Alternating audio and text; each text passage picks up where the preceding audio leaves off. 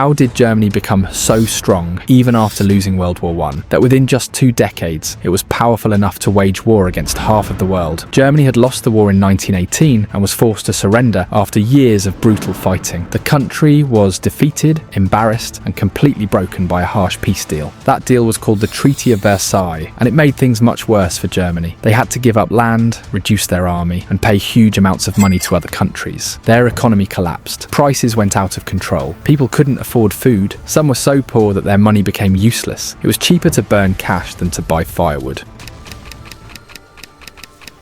The world thought that Germany was finished, but then something changed. In 1919, after World War I ended, a new government called the Weimar Republic took control of Germany. During the early 1920s, Germany went through a short period of growth in art, science, and culture. But behind the scenes, something else was happening. Even though the Treaty of Versailles banned Germany from rebuilding its army, German leaders began secretly training soldiers as early as the mid-1920s. To hide this, they sent soldiers to the Soviet Union, far from the eyes of Europe. At the same time, German factories began preparing for the future, quietly building weapons and military equipment. Then in 1929, the Great Depression hit the world. Germany was hit hard, businesses closed, people lost their jobs, and many families couldn't afford basic things like food or shelter. And that's when Hitler came to power, promising to fix everything and make Germany great again. Once he became the leader, he took full control of the government. He passed laws to silence his opponents, controlled the media, and made sure only his voice was heard. Then he got to work on rebuilding the country. The government started massive construction projects like highways, railroads, and factories. This gave jobs to millions of unemployed people and made it look like the economy was improving. At the same time, Hitler secretly began rearming Germany, even though it was banned by the Treaty of Versailles. Factories that once made everyday goods now produced tanks, airplanes, and weapons. Schools taught loyalty to the Nazi Party, and children were trained to follow military values.